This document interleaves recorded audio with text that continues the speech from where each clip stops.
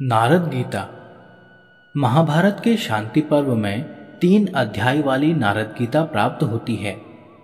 इसमें देवर्षि नारद द्वारा श्री सुखदेव जी को ज्ञान तथा वैराग्य का उपदेश दिया गया है तथा इसी क्रम में सदाचार की प्रेरणा देते हुए धैर्य तथा अनासक्ति पर विशेष बल दिया गया है। तदंतर मनुष्य को प्रारब्ध अनुसार प्राप्त सुख दुख आदि का वर्णन है। प्रारब्ध स्वयं उसी के पूर्वकृत कर्मों के परिणाम स्वरूप बनता है तथा मनुष्य परवश सा होकर उन्हें भोगने को विवश होता है।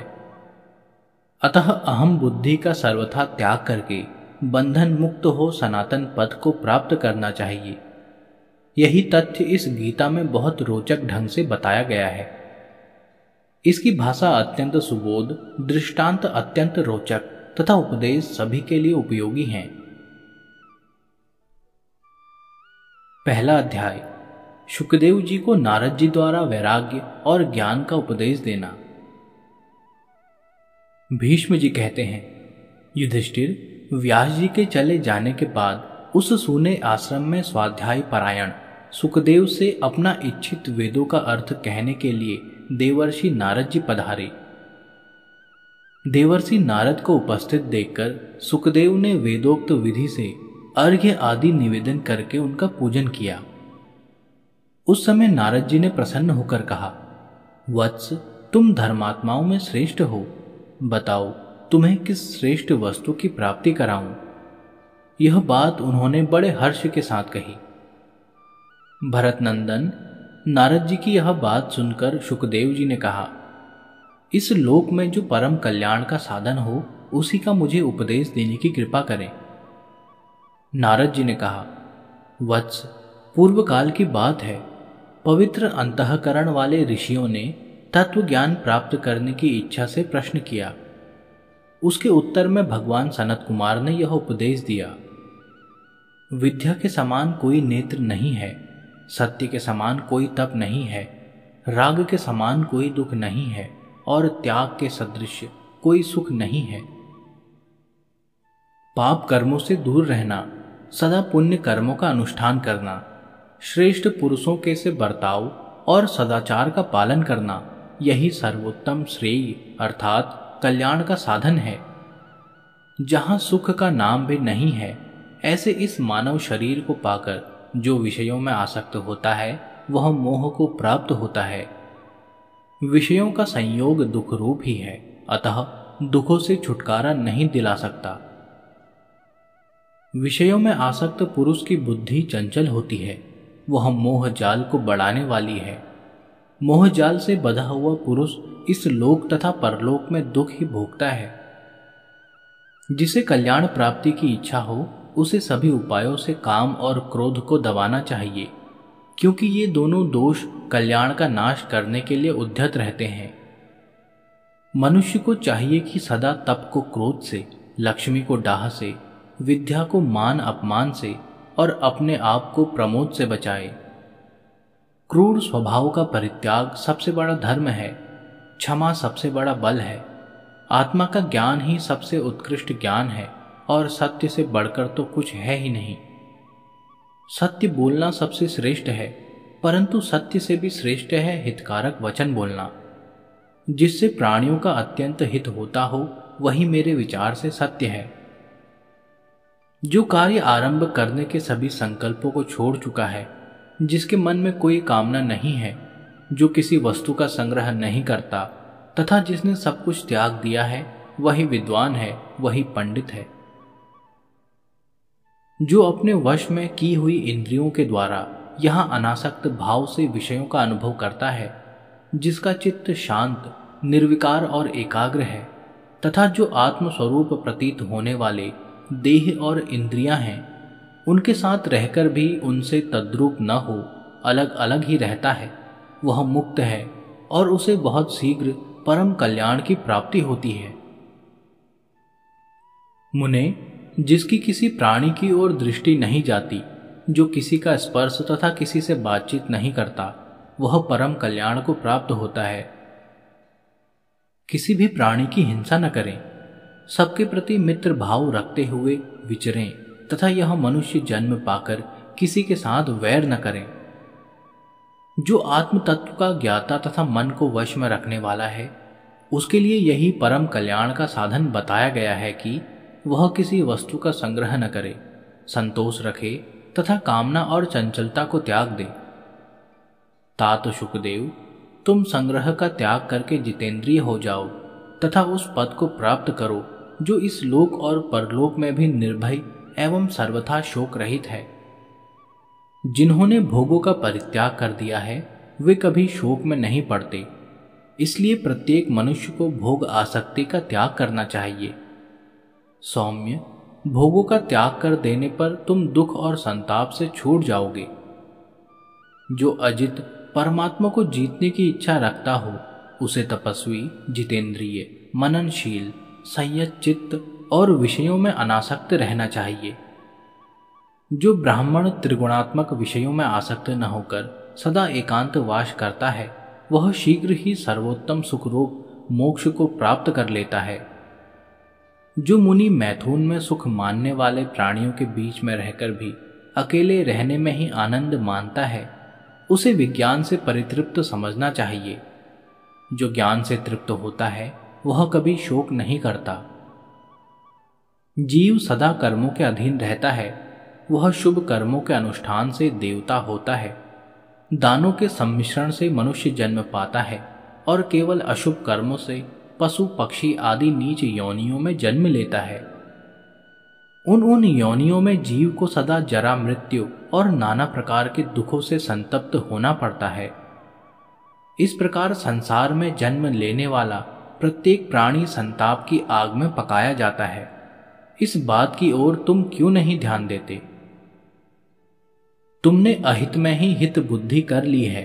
जो अध्रुव अर्थात विनाशशील वस्तुएं हैं उन्हीं को ध्रुव अविनाशी नाम दे रखा है और अनर्थ में ही तुम्हें अर्थ का बोध हो रहा है। यह बात तुम्हारी समझ में क्यों नहीं आती है? जैसे रेशम का कीड़ा अपने ही शरीर से उत्पन्न हुए तंतुओं द्वारा अपने आप को आच्छादित कर लेता है, उसी प्रकार तुम भी मोहवश अपने ही से उत्पन्न संबंध के बंधुओं द्वारा अपने आप को बांधते जा रहे हो, तो भी यह बात तुम्हारी समझ में नहीं आ रही है। यहां विभिन्न वस्तुओं के संग्रह की कोई आवश्यकता नहीं है, क्योंकि संग्रह से महान दोष प्रकट होता है। रेशम का कीड़ा अपने संग्रह दोष के कारण ही बंधन में पड़ता है। स्त्री पुत्र और कुटुंब में आसक्त रहने वाले प्राणी उसी प्रकार कष्ट पाते हैं जैसे जंगल के बूढ़े हाथी तालाब के दलदल में फंसकर दुख उठाते हैं। जिस प्रकार महान जाल में फंसकर पानी से बाहर आए हुए मत्स्य तड़पते हैं, उसी प्रकार स्नेह जाल से आकृष्ट होकर अत्यंत कष्ट उठाते हुए इन प्राणियों की ओर दृष्टिपात करो। संसार में कुटुंब, स्त्री, पुत्र, शरीर और संग्रह सब कुछ पराया है, सब नाशवान है। इसमें अपना क्या है? केवल पाप और पुण्य। जब सब कुछ छोड़कर तुम्हें यहां से विवश होकर चल देना है, तब इस अनर्थमय जगत में क्यों आसक्त हो रहे हो? अपने वास्तविक अर्थ मोक्ष का साधन क्यों नहीं करते हो? जहां ठहरने के लिए कोई स्थान नहीं, कोई सहारा देने वाला नहीं, राह खर्च नहीं तथा अपने देश का कोई साथी अथवा राह बताने वाला नहीं है, जो अंधकार से व्याप्त और दुर्गम है, उस मार्ग पर तुम अकेले कैसे चल सकोगे? जब तुम परलोक की राह लोगे उस समय तुम्हारे पीछे कोई नहीं जाएगा। केवल तुम्हारा किया हुआ पुण्य या पाप ही वहां जाते समय तुम्हारा अनुसरण करेगा। अर्थ अर्थात परमात्मा की प्राप्ति के लिए ही विद्या, कर्म, पवित्रता और अत्यंत विस्तृत ज्ञान का सहारा लिया जाता है। जब कार्य की सिद्धि परमात्मा की प्राप्ति हो जाती है, तब मनुष्य मुक्त हो जाता है। गांव में रहने वाले मनुष्य की विषयों के प्रति जो आसक्ति होती है, वह उसे बांधने वाली रस्सी के समान है। पुण्यात्मा पुरुष उसे काटकर आगे परमार्थ के पथ पर बढ़ जाते हैं, किंतु जो पापी हैं वे उसे नहीं काट पाते। यह संसार एक नदी के समान है, जिसका उपादान या उद्गम सत्य है, रूप इसका किनारा, मन स्रोत, स्पर्श द्वीप और रस ही प्रवाह है। गंध उस नदी का कीचड़, शब्द जल और स्वर्ग रूपी दुर्गम घाट हैं। शरीर रूपी नौका की सहायता से उसे पार किया जा सकता है। क्षमा इसको खेने वाली लग्गी और धर्म इसको स्थिर रखने वाली रस्सी अर्थात लंगर है। यदि त्याग रूपी अनुकूल पवन का सहारा मिले तो इस शीघ्र गामिनी नदी को पार किया जा सकता है। इसे पार करने का अवश्य प्रयत्न करो। धर्म और अधर्म को छोड़ो, सत्य और असत्य को भी त्याग दो और उन दोनों का त्याग करके जिसके द्वारा त्याग करते हो उसको भी त्याग दो। संकल्प के त्याग द्वारा धर्म को और लिप्सा के अभाव द्वारा अधर्म को भी त्याग दो। फिर बुद्धि के द्वारा सत्य और असत्य का त्याग करके परम तत्व के निश्चय द्वारा बुद्धि को भी त्याग दो। यह शरीर पंचभूतों का घर है। इसमें हड्डियों के खंभे लगे हैं। यह नस नाड़ियों से बंधा हुआ, रक्त मांस से लिपा हुआ और चमड़े से मड़ा हुआ है। इसमें मलमूत्र भरा है जिससे दुर्गंध आती रहती है। यह बुढ़ापा और शोक से व्याप्त रोगों का घर, दुख रूप रजोगुण रूपी धूल से ढका हुआ और अनित्य है। अतः तुम्हें इसकी आसक्ति को त्याग देना चाहिए। यह संपूर्ण चराचर जगत पंच महाभूतों से उत्पन्न हुआ है, इसलिए महाभूत स्वरूप ही है। जो शरीर से परे है वह महत्तत्व अर्थात बुद्धि, 5 इंद्रियां, 5 सूक्ष्म महाभूत अर्थात तन्मात्राएं, 5 प्राण तथा सतत्व आदि गुण, इन 17 तत्वों के समुदाय का नाम अव्यक्त है। इनके साथ ही इंद्रियों के 5 विषय अर्थात स्पर्श, शब्द, रूप, रस और गंध एवं मन और अहंकार, इन संपूर्ण व्यक्त अव्यक्त को मिलाने से 24 तत्वों का समूह होता है। इसे व्यक्त अव्यक्तमय समुदाय कहा गया है। इन सब तत्वों से जो संयुक्त है उसे पुरुष कहते हैं। जो पुरुष धर्म, अर्थ, काम, सुख दुख और जीवन मरण के तत्व को ठीक ठीक समझता है वही उत्पत्ति और प्रलय के तत्व को भी यथार्थ रूप से जानता है। ज्ञान के संबंध में जितनी बातें हैं उन्हें परंपरा से जानना चाहिए। जो पदार्थ इंद्रियों द्वारा ग्रहण किए जाते हैं उन्हें व्यक्त कहते हैं और जो इंद्रियों के अगोचर होने के कारण अनुमान से जाने जाते हैं उनको अव्यक्त कहते हैं। जिनकी इंद्रियां अपने वश में हैं वे जीव उसी प्रकार तृप्त हो जाते हैं जैसे वर्षा की धारा से प्यासा मनुष्य। ज्ञानी पुरुष अपने को प्राणियों में व्याप्त और प्राणियों को अपने में स्थित देखते हैं। उस परावरदर्शी ज्ञानी पुरुष की ज्ञानमूलक शक्ति कभी नष्ट नहीं होती। जो संपूर्ण भूतों को सभी अवस्थाओं में सदा देखा करता है वह संपूर्ण प्राणियों के सहवास में आकर भी कभी अशुभ कर्मों से युक्त नहीं होता अर्थात अशुभ कर्म नहीं करता। जो ज्ञान के बल से मोहजनित नाना प्रकार के क्लेशों से पार हो गया है उसके लिए जगत में बौद्धिक प्रकाश से कोई भी लोक व्यवहार का मार्ग अवरुद्ध नहीं होता। मोक्ष के उपाय को जानने वाले भगवान नारायण कहते हैं कि आदि अंत से रहित अविनाशी, अकर्ता और निराकार जीवात्मा इस शरीर में स्थित है। जो जीव अपने ही किए हुए विभिन्न कर्मों के कारण सदा दुखी रहता है वही उस दुख का निवारण करने के लिए नाना प्रकार के प्राणियों की हत्या करता है। तदंतर वह और भी बहुत से नए नए कर्म करता है और जैसे रोगी अपथ्य खाकर दुख पाता है उसी प्रकार उस कर्म से वह अधिक अधिक कष्ट पाता रहता है।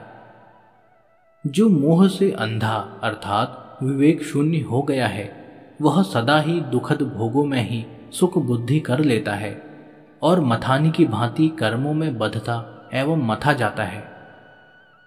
फिर प्रारब्ध कर्मों के उदय होने पर वह बद्ध प्राणी कर्म के अनुसार जन्म पाकर संसार में नाना प्रकार के दुख भोगता हुआ उसमें चक्र की भांति घूमता रहता है। इसलिए तुम कर्मों से निवृत्त, सब प्रकार के बंधनों से मुक्त, सर्वज्ञ, सर्वविजयी, सिद्ध और सांसारिक भावना से रहित हो जाओ। बहुत से ज्ञानी पुरुष संयम और तपस्या के बल से नवीन बंधनों का उच्छेद करके अनंत सुख देने वाली अबाध सिद्धि को प्राप्त हो चुके हैं। नारद गीता, दूसरा अध्याय। शुकदेव को नारद जी का सदाचार और अध्यात्म विषयक उपदेश। नारद जी कहते हैं, शुकदेव, शास्त्र शोक को दूर करने वाला, शांतिकारक और कल्याणमयी है। जो अपने शोक का नाश करने के लिए शास्त्र का श्रवण करता है वह उत्तम बुद्धि पाकर सुखी हो जाता है। शोक के सहस्त्रों और भय के सैकड़ों स्थान हैं जो प्रतिदिन मूढ़ पुरुषों पर ही अपना प्रभाव डालते हैं, विद्वान पर नहीं। इसलिए अपने अनिष्ट का नाश करने के लिए मेरा यह उपदेश सुनो। यदि बुद्धि अपने वश में रहे तो सदा के लिए शोक का नाश हो जाता है। मंद बुद्धि मनुष्य ही अप्रिय वस्तु की प्राप्ति और प्रिय वस्तु का वियोग होने पर मन ही मन दुखी होते हैं। जो वस्तु भूतकाल के गर्भ में छिप गई अर्थात नष्ट हो गई, उसके गुणों का स्मरण नहीं करना चाहिए, क्योंकि जो आदर पूर्वक उसके गुणों का चिंतन करता है उसका उसके प्रति आसक्ति का बंधन नहीं छूटता है। जहां चित्त की आसक्ति बढ़ने लगे वहीं दोष दृष्टि करनी चाहिए और उसे अनिष्ट को बढ़ाने वाला समझना चाहिए। ऐसा करने पर उससे शीघ्र ही वैराग्य हो जाता है। जो बीती बात के लिए शोक करता है उसे न तो अर्थ की प्राप्ति होती है, न धर्म की और न यश की ही प्राप्ति होती है। वह उसके अभाव का अनुभव करके केवल दुख ही उठाता है, उससे अभाव दूर नहीं होता। सभी प्राणियों को उत्तम पदार्थों के संयोग और वियोग प्राप्त होते रहते हैं। किसी एक पर ही यह शोक का अवसर आता हो ऐसी बात नहीं है। जो मनुष्य भूतकाल में मरे हुए किसी व्यक्ति के लिए अथवा नष्ट हुई किसी वस्तु के लिए निरंतर शोक करता है वह एक दुख से दूसरे दुख को प्राप्त होता है। इस प्रकार उसे दो अनर्थ भोगने पड़ते हैं। जो मनुष्य संसार में अपनी संतान की मृत्यु हुई देखकर भी अश्रुपात नहीं करते वे ही धीर हैं। सभी वस्तुओं पर समीचीन भाव से दृष्टिपात या विचार करने पर किसी का भी आंसू बहाना युक्ति संगत नहीं जान पड़ता है। यदि कोई शारीरिक या मानसिक दुख उपस्थित हो जाए और उसे दूर करने के लिए कोई यत्न न किया जा सके अथवा किया हुआ यत्न काम न दे सके तो उसके लिए चिंता नहीं करनी चाहिए। दुख दूर करने की सबसे अच्छी दवा यही है कि उसका बार बार चिंतन न किया जाए।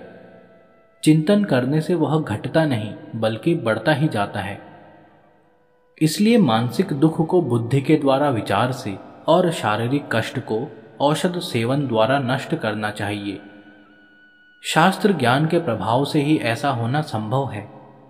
दुख पड़ने पर बालकों की तरह रोना उचित नहीं है। रूप, यौवन, जीवन, धन संग्रह, आरोग्य तथा प्रियजनों का सहवास ये सब अनित्य है। विद्वान पुरुष को इनमें आसक्त नहीं होना चाहिए। सारे देश पर आए हुए संकट के लिए किसी एक व्यक्ति को शोक करना उचित नहीं है। यदि उस संकट को टालने का कोई उपाय दिखलाई दे तो शोक छोड़कर उसे ही करना चाहिए। इसमें संदेह नहीं कि जीवन में सुख की अपेक्षा दुख ही अधिक होता है, किंतु सभी को मोहवश विषयों के प्रति अनुराग होता है और मृत्यु अप्रिय लगती है। जो मनुष्य सुख और दुख दोनों की ही चिंता छोड़ देता है वह अक्षय ब्रह्म को प्राप्त हो जाता है। विद्वान पुरुष उसके लिए शोक नहीं करते हैं। धन खर्च करते समय बड़ा दुख होता है, उसकी रक्षा में भी सुख नहीं है और उसकी प्राप्ति भी बड़े कष्ट से होती है।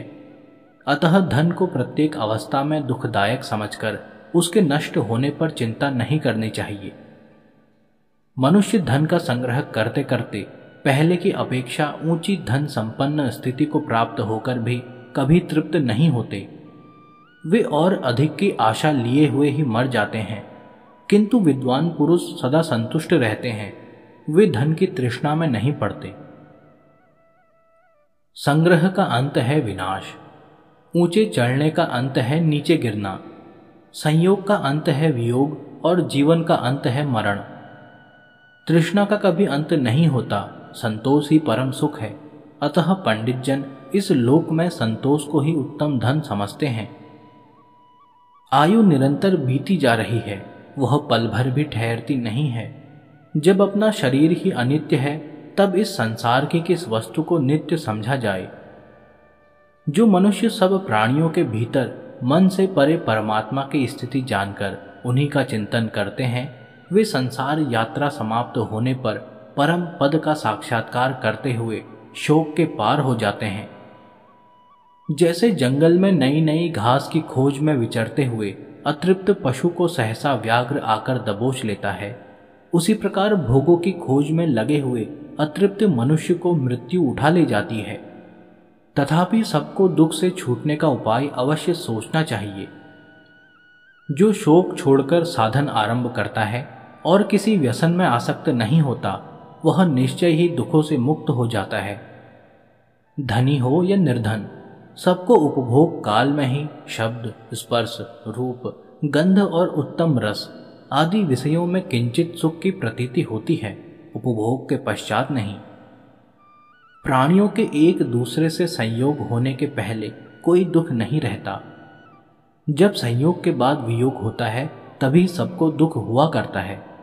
अतः अपने स्वरूप में स्थित विवेकी पुरुष को किसी के वियोग में कभी भी शोक नहीं करना चाहिए। मनुष्य को चाहिए कि वह धैर्य के द्वारा शिश्न और उदर की, नेत्र के द्वारा हाथ और पैर की, मन के द्वारा आंख और कान की तथा सद्विद्या के द्वारा मन और वाणी की रक्षा करे। जो पूजनीय तथा अन्य मनुष्यों में आसक्ति को हटाकर विनीत भाव से विचरण करता है, वही सुखी और वही विद्वान है। जो अध्यात्म विद्या में अनुरक्त, कामना शून्य तथा भोग शक्ति से दूर है, जो अकेला ही विचरण करता है, वही सुखी होता है। नारद गीता, तीसरा अध्याय। नारद जी का शुकदेव को कर्मफल प्राप्ति में परतंत्रता विषयक उपदेश तथा शुकदेव जी का सूर्य लोक में जाने का निश्चय। नारद जी कहते हैं, शुकदेव, जब मनुष्य सुख को दुख और दुख को सुख समझने लगता है, उस समय बुद्धि, उत्तम नीति और पुरुषार्थ भी उसकी रक्षा नहीं कर पाते। अतः मनुष्य को स्वभावतः ज्ञान प्राप्ति के लिए यत्न करना चाहिए, क्योंकि यत्न करने वाला पुरुष कभी दुख में नहीं पड़ता। आत्मा सबसे बढ़कर प्रिय है, अतः जरा, मृत्यु और रोगों के कष्ट से उसका उद्धार करें। शारीरिक और मानसिक रोग सुदृढ़ धनुष धारण करने वाले वीर पुरुषों के छोड़े हुए तीक्ष्ण बाणों के समान शरीर को पीड़ा देते हैं। तृष्णा से व्यथित, दुखी एवं विवश होकर जीने की इच्छा रखने वाले मनुष्य का शरीर विनाश की ओर ही खींचता चला जाता है। जैसे नदियों का प्रवाह आगे की ओर ही बढ़ता चला जाता है, पीछे की ओर नहीं लौटता, उसी प्रकार रात और दिन भी मनुष्यों की आयु का अपहरण करते हुए बारंबार आते और बीतते चले जाते हैं। शुक्ल और कृष्ण दोनों पक्षों का निरंतर होने वाला यह परिवर्तन मनुष्यों को जरा जीर्ण कर रहा है। यह कुछ क्षण के लिए भी विश्राम नहीं लेता है। सूर्य प्रतिदिन अस्त होते और फिर उदय लेते हैं। वे स्वयं अजर होकर भी प्रतिदिन प्राणियों के सुख और दुख को जीर्ण करते रहते हैं। ये रात्रियां मनुष्यों के लिए कितनी ही अपूर्व तथा असंभावित प्रिय अप्रिय घटनाएं लिए आती और चली जाती हैं।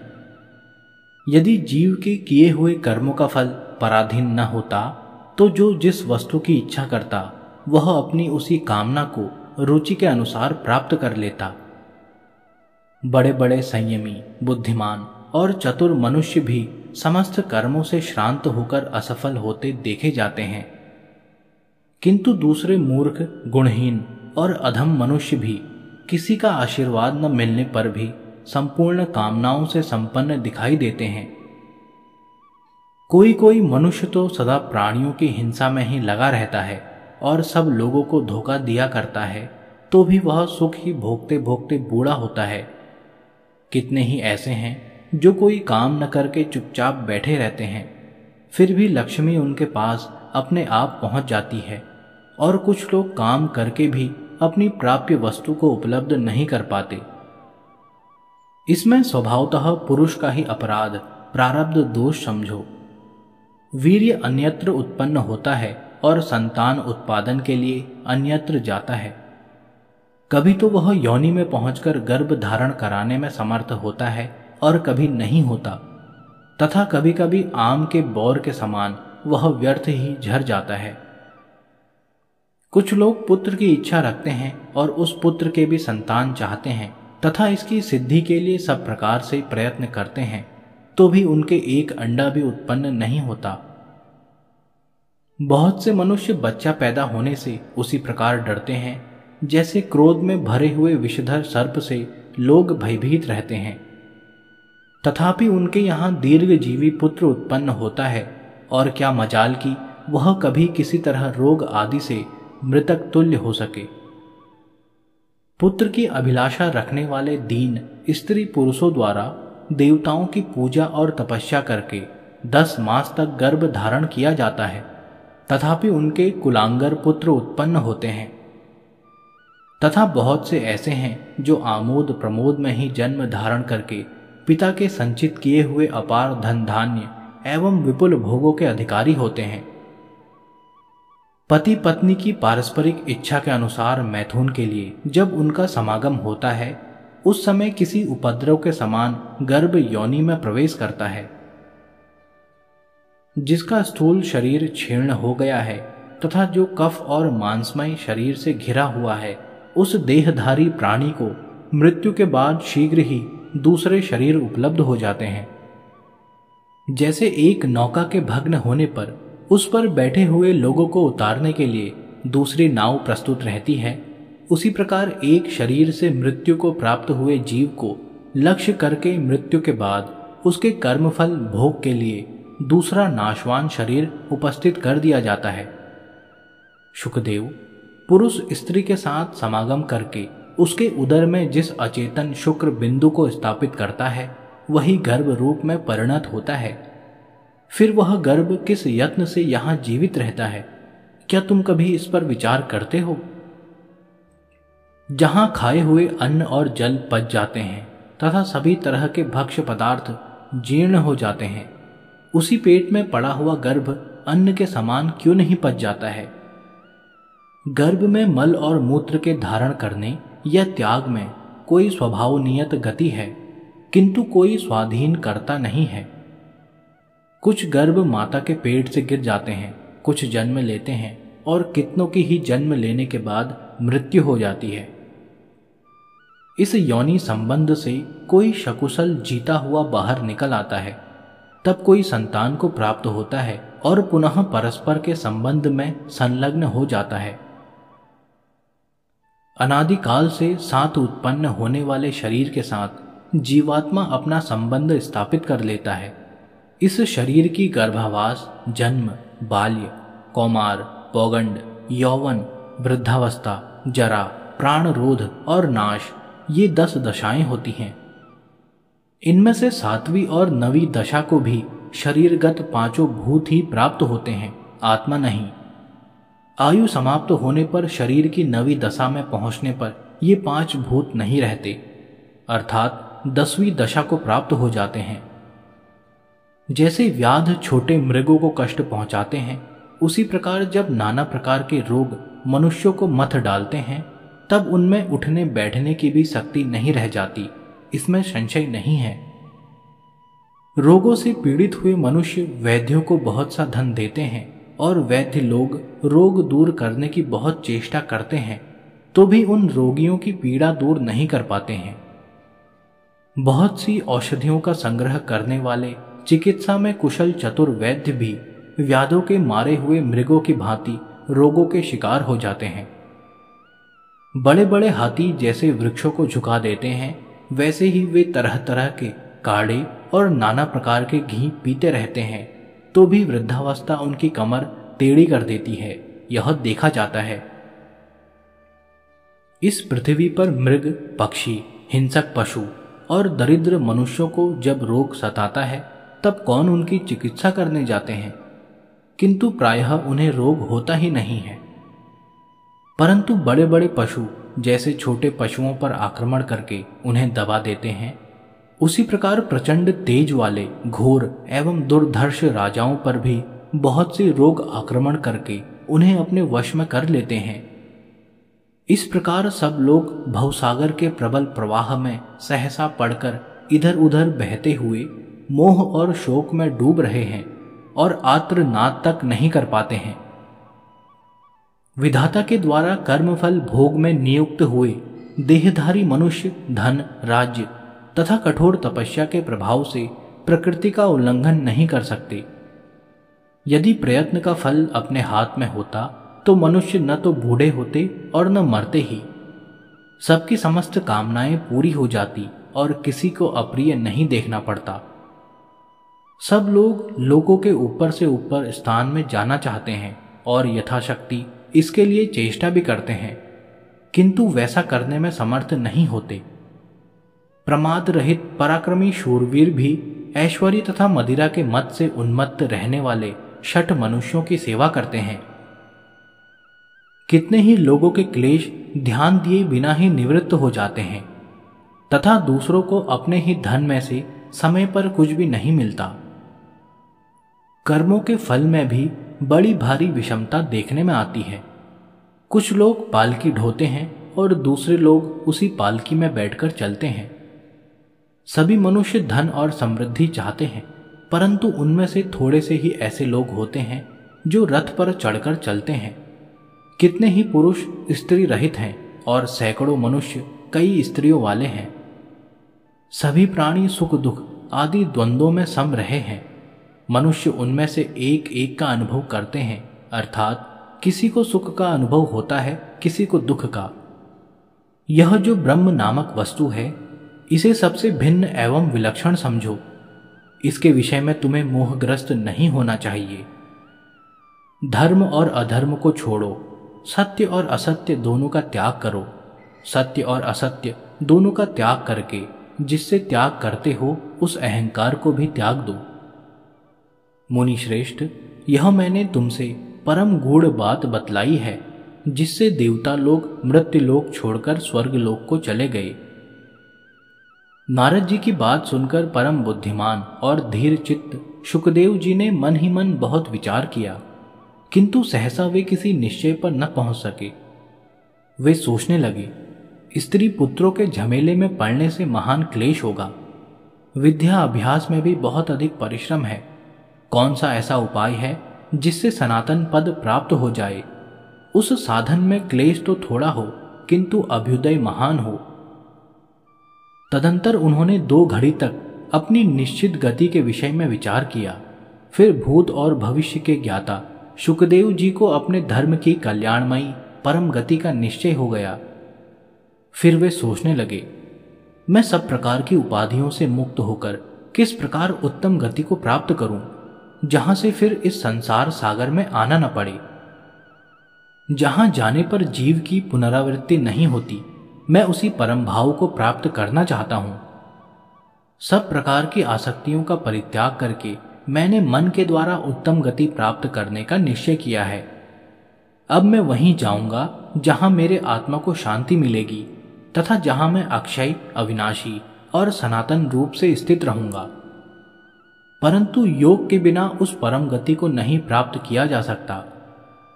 बुद्धिमान का कर्मों के निकृष्ट बंधन से बंधा रहना उचित नहीं है। अतः मैं योग का आश्रय ले इस देह गेह का परित्याग करके वायु रूप हो तेजो राशिमय सूर्य मंडल में प्रवेश करूंगा। देवता लोग चंद्रमा का अमृत पीकर जिस प्रकार उसे क्षीर्ण कर देते हैं, उस प्रकार सूर्य देव का क्षय नहीं होता। धूम मार्ग से चंद्रमंडल में गया हुआ जीव कर्म भोग समाप्त होने पर कंपित हो फिर इस पृथ्वी पर गिर पड़ता है। इसी प्रकार नूतन कर्मफल भोगने के लिए वह पुनः चंद्रलोक में जाता है। सारांश यह कि चंद्रलोक में जाने वाले को आवागमन से छुटकारा नहीं मिलता है। इसके सिवा चंद्रमा सदा घटता बढ़ता रहता है, उसकी ह्रास वृद्धि का क्रम कभी टूटता नहीं है। इन सब बातों को जानकर मुझे चंद्रलोक में जाने या ह्रास वृद्धि के चक्कर में पड़ने की इच्छा नहीं होती है। सूर्यदेव अपनी प्रचंड किरणों से समस्त जगत को संतप्त करते हैं। वे सब जगह से तेज को स्वयं ग्रहण करते हैं। उनके तेज का कभी ह्रास नहीं होता, इसलिए उनका मंडल सदा अक्षय बना रहता है। अतः उद्दीप्त तेज वाले आदित्य मंडल में जाना ही मुझे अच्छा जान पड़ता है। इसमें मैं निर्भीक चित्त होकर निवास करूंगा। किसी के लिए भी मेरा पराभव करना कठिन होगा। इस शरीर को सूर्यलोक में छोड़कर मैं ऋषियों के साथ सूर्यदेव के अत्यंत दुस्सह तेज में प्रवेश कर जाऊंगा। इसके लिए मैं नग, नाग, पर्वत, पृथ्वी, दिशा, ध्युलोक, देव, दानव, गंधर्व, पिशाच, सर्प और राक्षसों से आज्ञा मांगता हूं। आज मैं निःसंदेह जगत के संपूर्ण भूतों में प्रवेश करूंगा। समस्त देवता और ऋषि मेरी योग शक्ति का प्रभाव देखें। ऐसा निश्चय करके सुखदेव जी ने विश्वविख्यात देवर्षि नारद जी से आज्ञा मांगी। उनसे आज्ञा लेकर वे अपने पिता व्यास जी के पास गए।